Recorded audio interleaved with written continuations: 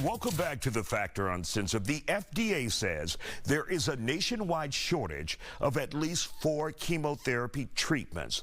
The impact is being felt in Milwaukee. Jeff Boley had been getting chemotherapy for stage 4 intra-bile duct cancer. When he showed up for 2 treatments this month, he was told it wasn't any available. The 60-year-old ended up dying. My next guest has more information on this case and a concerning report about the increase in measles in our country. And joining us on the Factor Uncensored, we have with us Dr. Abdullah Kudrath, who is with Top Care ER in the Heights. Dr. Kudrath, when we think about measles, we think many of those things, that's not a real issue in America anymore, but we're seeing an increase in cases. Why? That's correct. At one point, we declared that measles was eliminated in our country. But over the last 10, 20 years, we are seeing outbreaks. And now we're seeing it at essentially an all-time high since that declaration of elimination of it. And this is not just an American problem. This is actually a worldwide problem currently. And so why are we seeing a problem in America when we have all of the resources to deal with it? And many kids, I would think, have those shots when they're very young, measles, mumps, and rubella, the MMR shot. So why are we still seeing it in America? There's a couple of reasons. You're correct. The MMR shot is available for kids.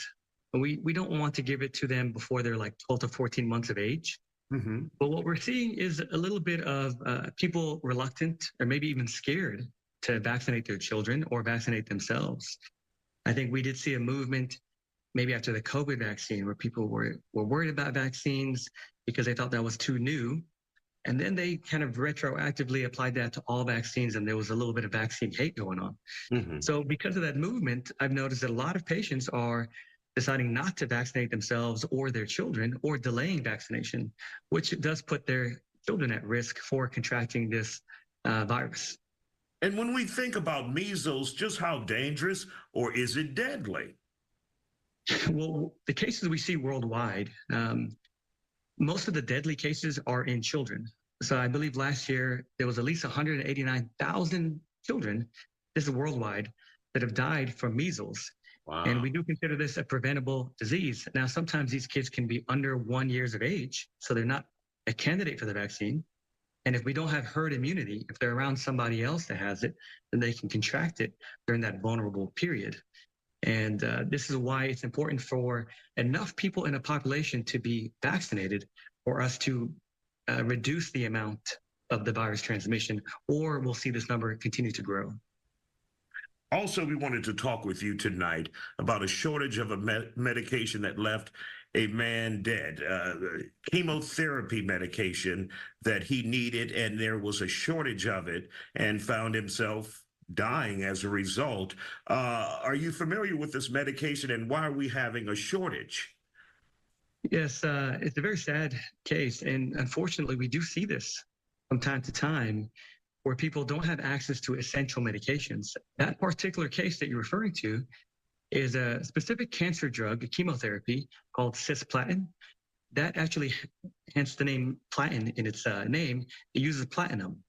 Now, platinum is mined overseas, a lot of times from India. But if we have a shortage in platinum, then we can't actually manufacture that chemotherapy drug. And there's several other drugs that are shortage. Actually, we're kind of at an all-time high. As of last quarter, over 300 essential drugs are declared as a shortage.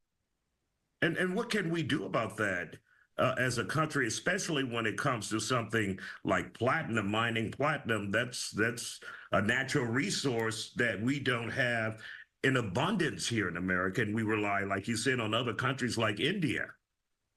Yeah, there's probably going to be several approaches to alleviate this problem. When it comes to foreign mined materials, that's going to be our trade agreements, our regulatory agreements, and our relationships with those countries so that we can have an adequate supply. Other things that are manufactured locally, such as injectable sterile drugs, we are constantly running into shortages here because we're finding that either regulations or sometimes safety concerns can shut down a factory. When that shuts down, some of these plants are making tons of medications for a lot of different hospitals. So we can drastically see the supply go down. In one case, we saw a tornado rip through a Pfizer plant. And for a while, that was inoperable. So the solution is going to be tricky, and it's probably going to be multiple things to try to predict and mitigate the shortages of drugs. Tough situation that we're in. Dr. Abdullah Kudrath with Top Care ER in the Heights. We appreciate your time and your expertise tonight. Always good to see you.